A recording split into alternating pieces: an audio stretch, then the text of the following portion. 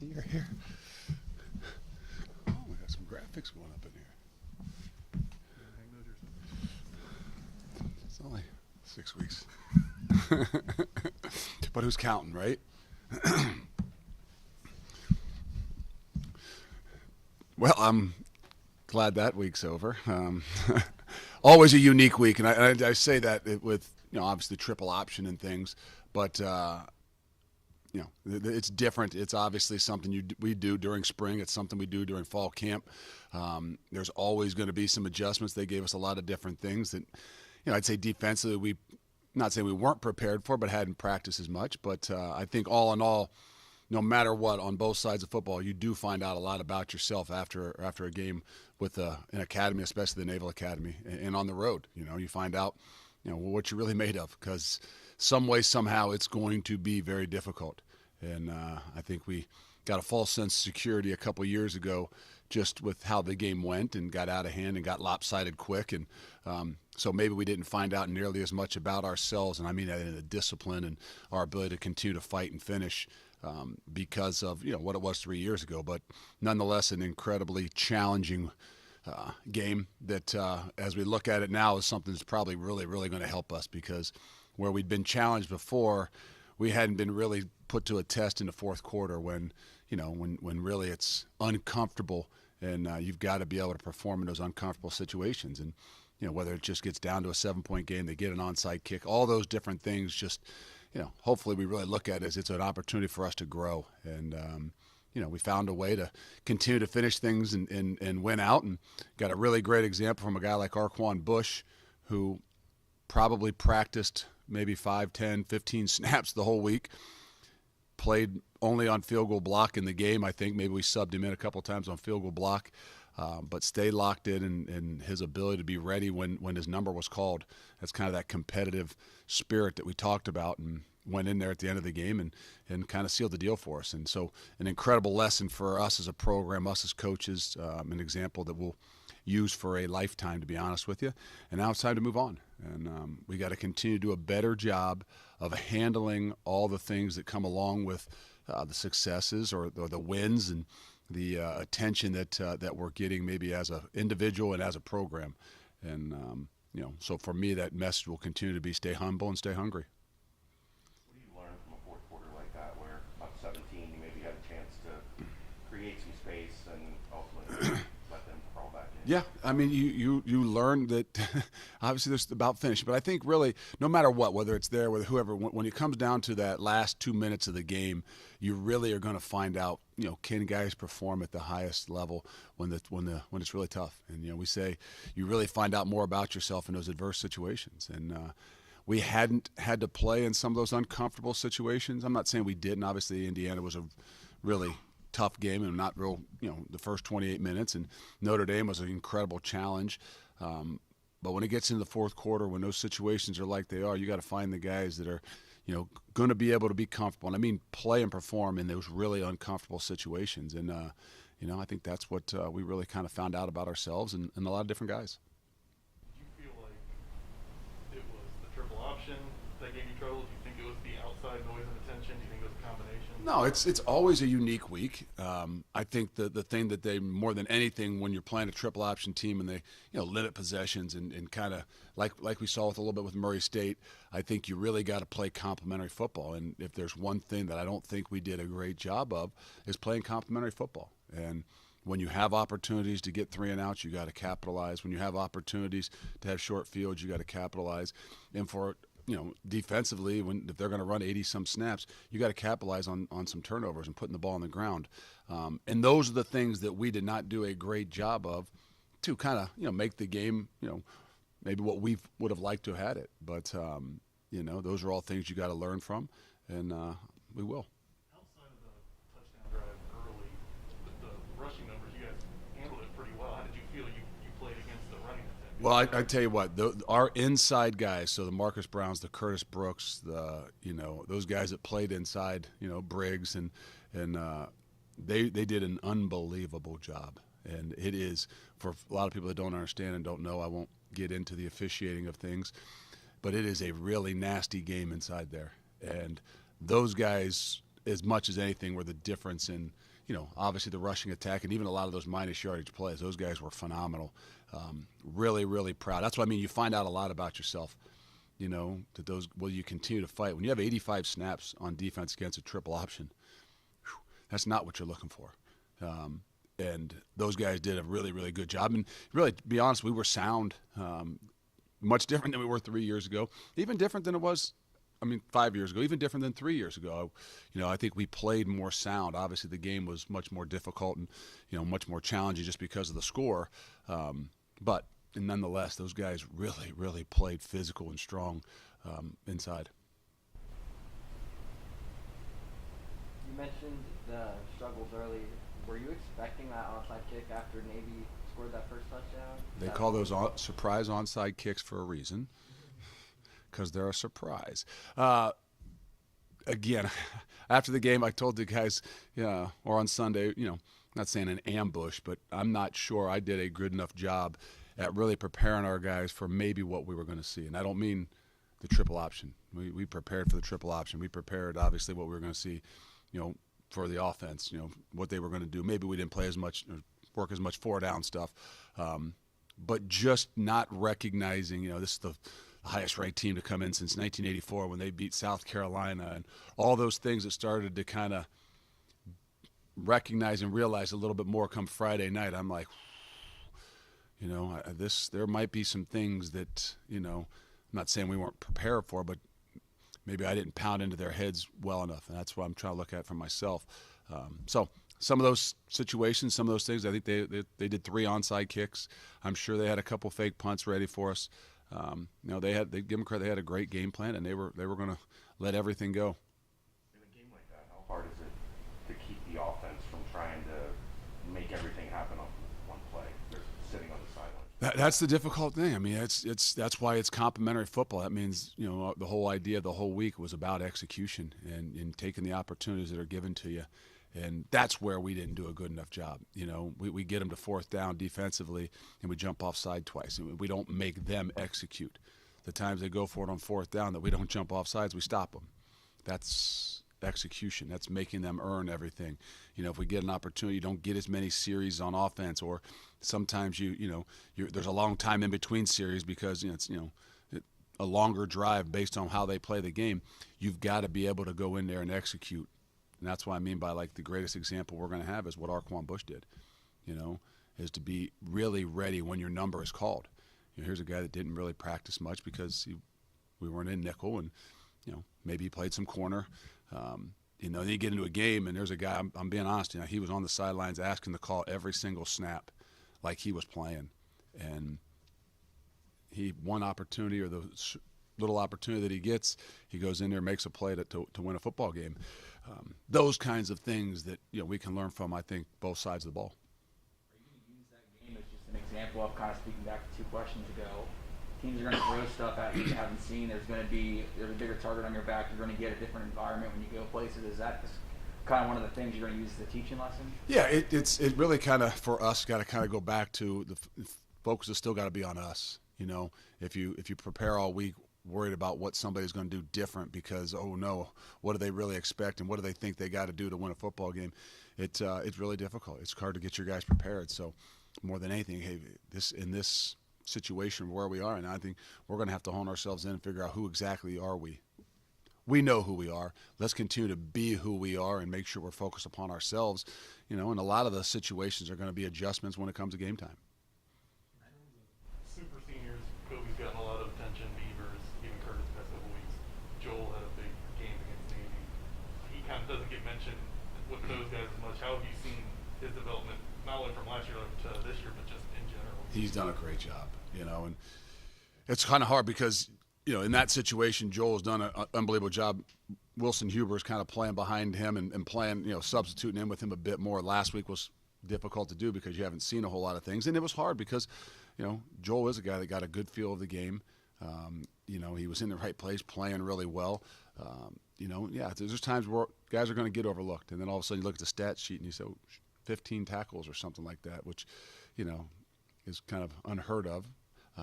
But he is all around doing a really good job at, playing the game, taking his game from what he was last year, I believe, to another level. You were a pretty intense guy when you played. Did you see any How did friendship you were even alive when I was playing, were you? I was. I know you were. You were in college when I was diapers.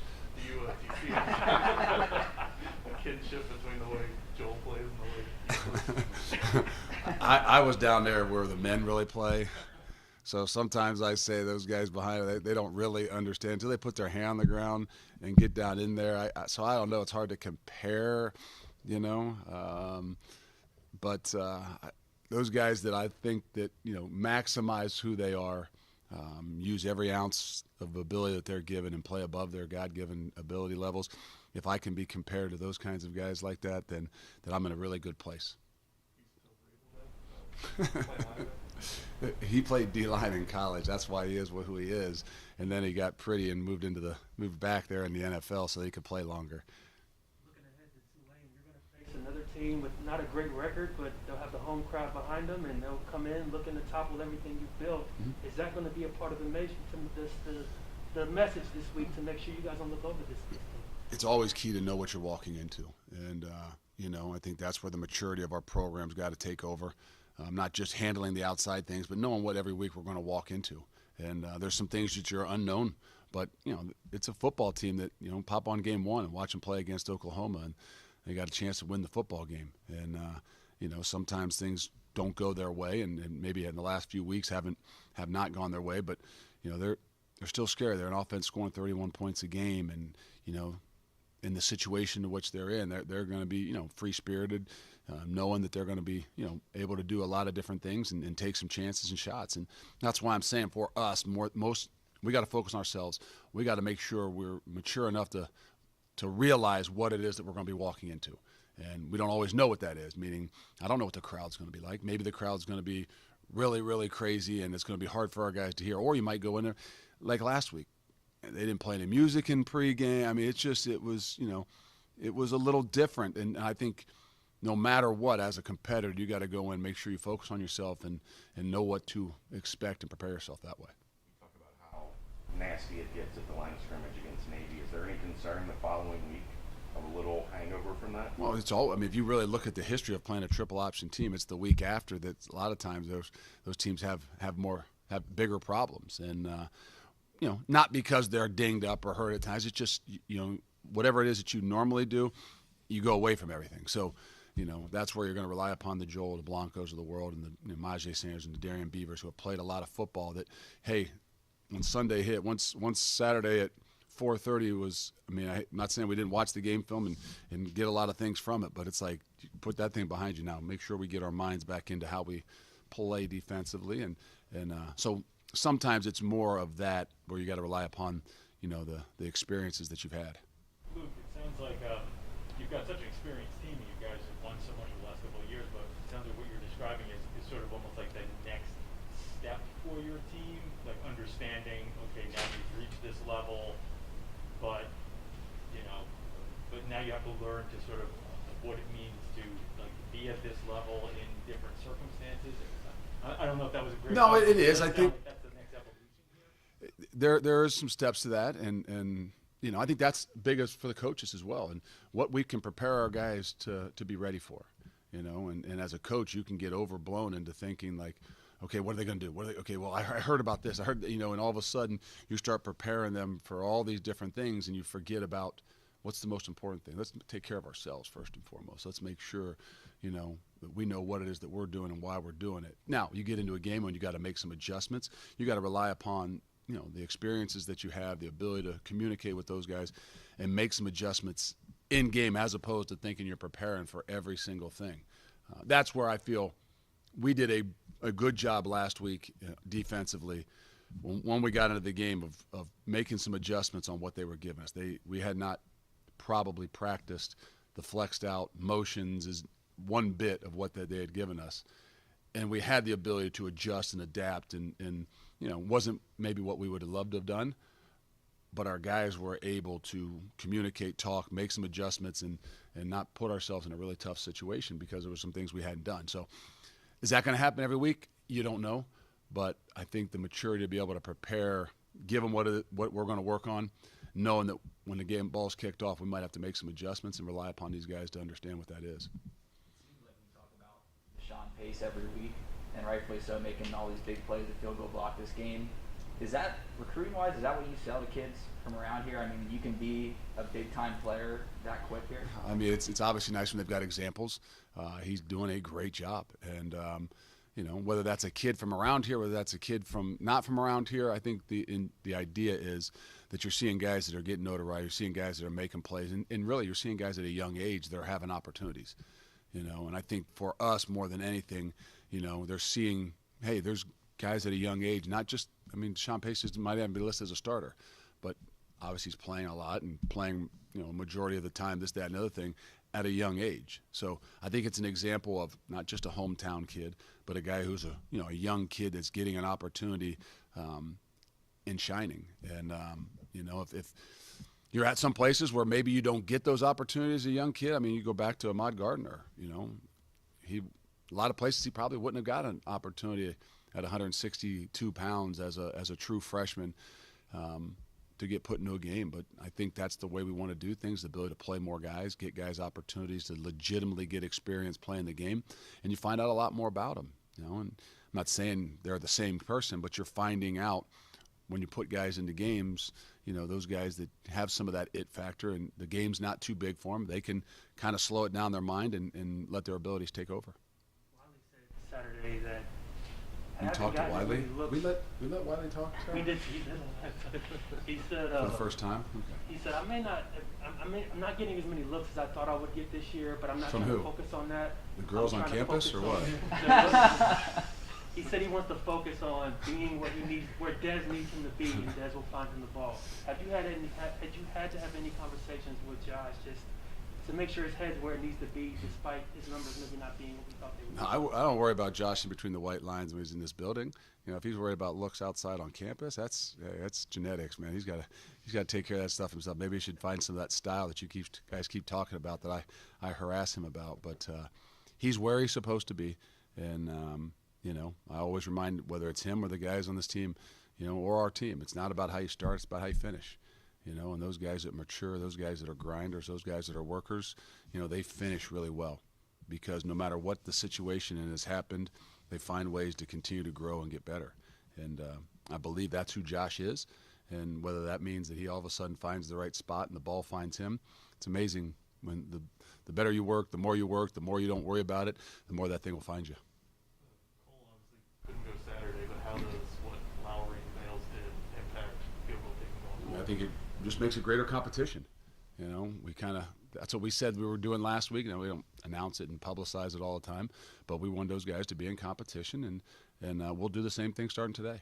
You know, we'll go out there, we'll chart every single kick, you know, and make it a competition and go with whoever's, you know, doing the best. And to me, that's the best way you can do it. That's, you know, the way it should always be done. That's not always how it's done. Once a guy gets into a groove in a situation, you don't want him to think he's got pressure on him. But, you know, that position in particular, anytime you go out there, there's pressure.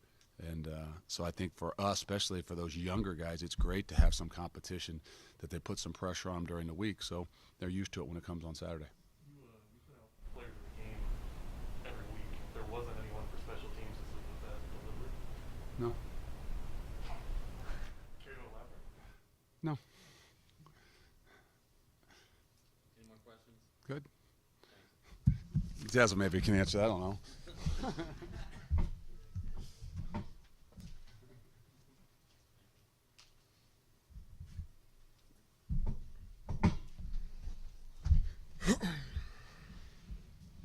Good afternoon.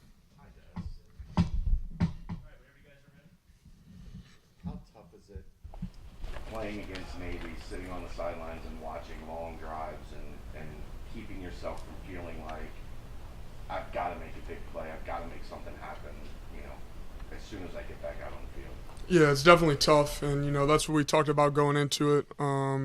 As far as, you know, we can't force things. We just got to take what's given to us. You know, that's why we took the ball. You know, we won the coin toss. We wanted the ball.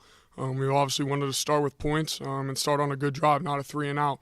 You know, we want to keep the defense off the field as much as we can, especially during the Navy game, where they know they're going to be on the field more than the usual game. So, it was definitely tough to start off those first 2 drives. But, yeah. It seemed like what was Navy doing in the back end? You don't look, frazzled or confused much. It seems like there are a couple plays where they seem to do something different. Yeah, no. All week we had game plan for, what they had showed us on film, which was 3 down, drop 8. And then, we get out there in first place, 4 down with 2 safeties. And, we didn't expect much of that. And so, once we saw that, we knew that our game plan that we had was basically scrapped, and we just needed to get back to our base stuff. It took us a little bit. I think it took us a couple drives, 3 or 4 drives, to kind of really figure out, what we wanted to do and how we wanted to do it. But at the end of the day, we just needed to execute what we do. When teams teams are going to throw different stuff at us, but we just need to be able to handle it, control it, and take a deep breath and go out and play. I think we kind of got a little frazzled right there at the beginning, and that's where you might have seen the couple false starts, couple penalties.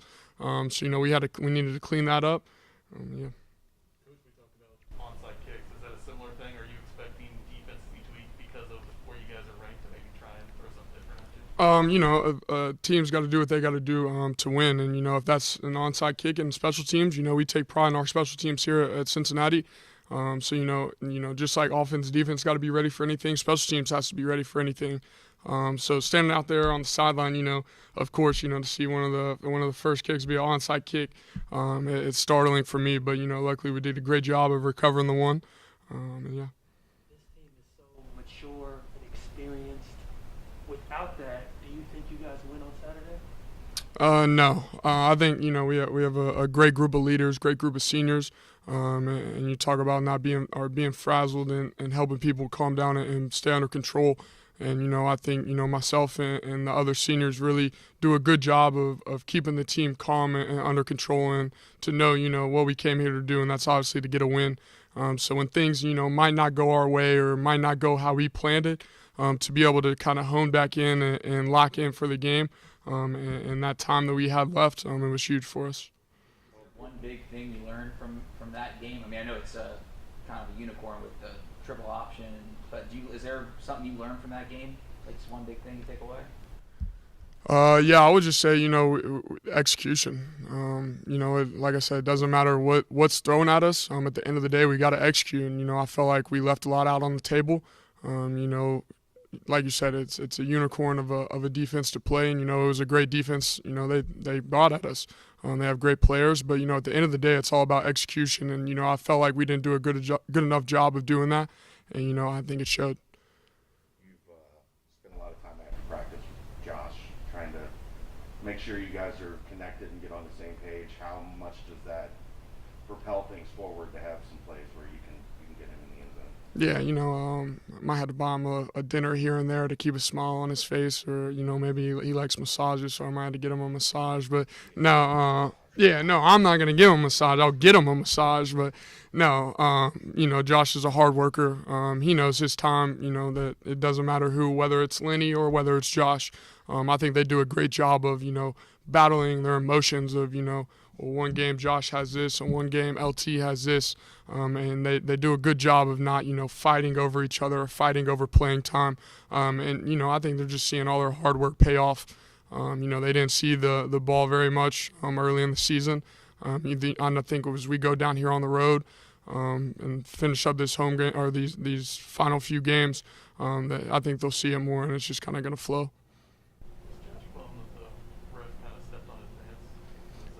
Yeah, so I think it was going into halftime. We were right there, letting Navy go up the ramp, letting them go into halftime, and the ref was over there, and Josh was like you had to kill my vibe. You had to, why'd you have to do that? He was like, it was just a little too much and this and that. He was like, I'm just trying to have fun out here. And, that's all Josh is, and that's all the game's about, is having fun. And he's one of the best at, having fun out there on the field while also staying locked in. So I'm sure you'll see some more of that once he gets in the end zone. Still won, but when you have a game like that where you don't play your best and it's a lot closer than probably what people thought and you thought it would be, do you guys get more eager to get out there to practice today and get to Saturday and just put it all on the field again? Oh, for sure. We always talk about not taking winning for granted, because winning's not easy. But, when we came into the locker room, there was a different vibe. The music was still going, but, it just seemed like the people weren't there. And then, coming in on Sunday, it was like, okay, people are excited, ready to work. And I think that shows the maturity of our team, shows where we're at. And, that shows that, we're going for something bigger and something better. And, you also got to say you can't take, anything for granted like we say every week. You can't look past any opponent because we know every opponent's going to give us our best. So, just being able to stay focused and stay locked in each and every week and just know that you can keep improving. We're not 100% perfect. We didn't have a 100% completion percentage or 100% of, our plays of positive yards. So there's always ways we can improve and always ways we can get better. And, I think that's just, like I said, shows the maturity of our team and shows, how focused we are and how determined we are. We've gotten accustomed to these long Jerome touchdown runs, but he's not even getting touched on them. Is that pretty much the highest compliment an offensive line can have? Oh, for sure. Our O-line does a great job of, I think displacing the defensive line and moving the line of scrimmage. And it just makes it easier on me. It makes it easier on Rome and all the other running backs. But, I asked Coach Crook one day, I said, as an O-lineman, does it feel any different from a passing touchdown rather than a rushing touchdown? And he said, oh, yeah, of course. Like, the rushing touchdowns feel a whole lot better. And, Coach Brown chimed in, our wide receivers coach, and said, for a receiver, it doesn't matter whether it's passing or rushing. So that was kind of funny. But no, props to the O-linemen. They've done a great job, not only last week, but all season. And, I think they're continuing to grow, continuing to gel, continuing to work together and to get better. Coach Brown, there was a moment during the game where they showed you having a conversation with him on the sideline. We talked a lot about the staff continuity of this program. How much of a benefit is it for you to, not just Denbrock and Gino, but also Cook and Mike Brown to be able to have a relationship with those guys that you can talk to them during the game that you might not be able to do with some of them? Yeah, no, it's huge. And Coach Brown actually being a former quarterback, sometimes he sees kind of through our eyes and sees, what we look at. And so, it's good for me, I can be able to talk to Coach Gino on the headset and, but I can't see reactions and I can't see face. And, sometimes Coach Brown, he gives me that and, he gives me a sense of security, on the sidelines of, whether things are going bad, whether things are going good and, things that we can work on. So, when I'm able to talk to him and he kind of can, receive and relate to what I'm talking about and, also give me his perception of what his receivers and what they're thinking kind of. So I think it's huge for me to have, a guy like him on the sideline. Yeah, he does every once in a while, and then I'll go watch him throw in pre-practice and, I start to second-guess myself sometimes. Anything else? No? Thank you.